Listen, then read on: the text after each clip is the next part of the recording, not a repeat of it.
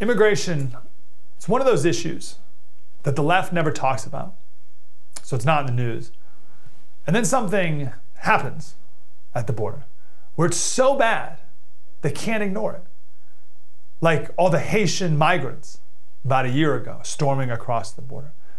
But even then, they only really talked about it when they found an angle to make America look bad. The only time the media talks about the border is when they can make America look bad and evil and mean. The Haitian migrants, the media only talked about it when they got this picture of the Border Patrol agent looking like he was whipping a black man. That was it. That was the picture. All right, that picture. Oh, we got an American border agent on a horse whipping a black man. It looks like slavery. Jen Psaki, who was the White House spokesperson at the time, she said, I don't need the context. I don't need the context. That's horrific. Now, he didn't whip anybody. And also, by the way, that Haitian guy was breaking the law. And that's why we have Border Patrol, to stop people from doing what that man was doing. But it could be used to make America look bad, so the media ran with it. Ruined that border agent's life.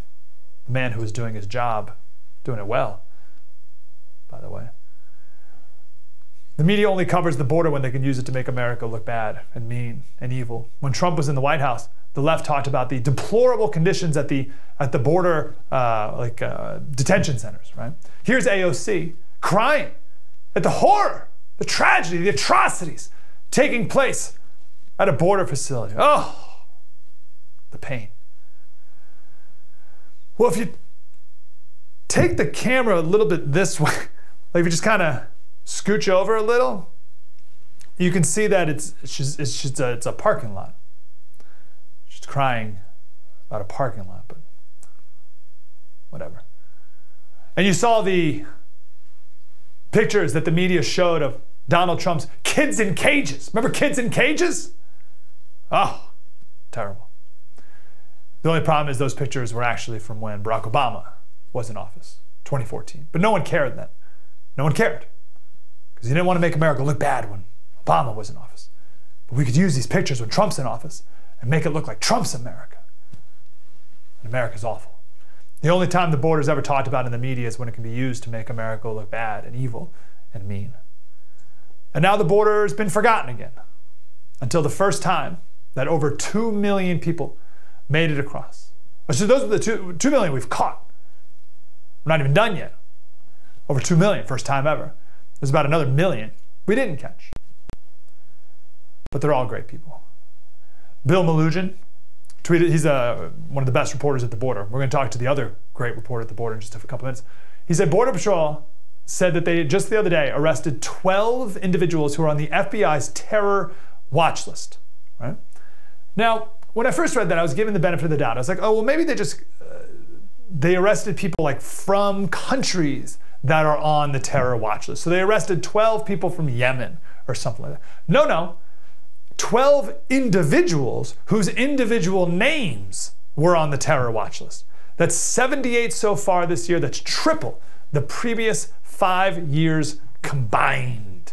Individual names of people who are on the terror watch list, those are the ones we caught. What about the ones we haven't?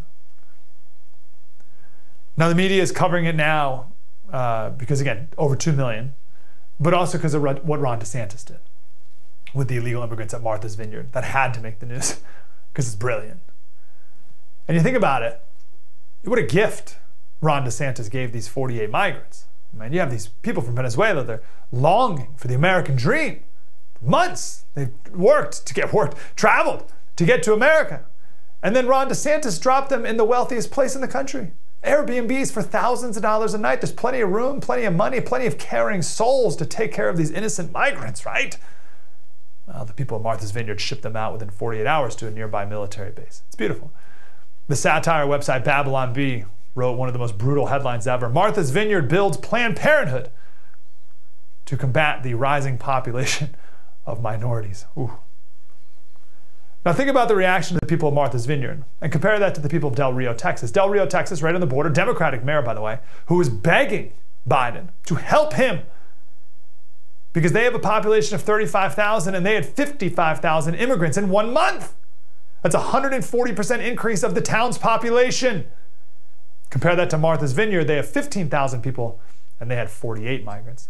They had a total meltdown. That's a 0.3% increase in the total population. Now, the biggest mistake that DeSantis made was not giving the migrants the full Martha's Vineyard experience. He sent them there after the season was over. Come on. Send them there after Labor Day? They missed the Food and Wine Festival. These immigrants will never know the real America now. What a shame. Hey, Snyder Crusaders, maybe you've heard that the border is totally out of control. It's complete chaos. No, don't worry. Kamala's got it all under control. It's very secure, she tells you. Give me a break. We're going to talk with a reporter on the ground. Give us a live on the ground update on what exactly is happening at our border, who is coming here, and why. We'll also talk with some incredible experts, including a sheriff and a congressman, about the effects of crime that this has on the rest of the country. We must get this under control. We must get order at our border. That's coming up on thefirsttv.com. You can download it for free at thefirsttv.com.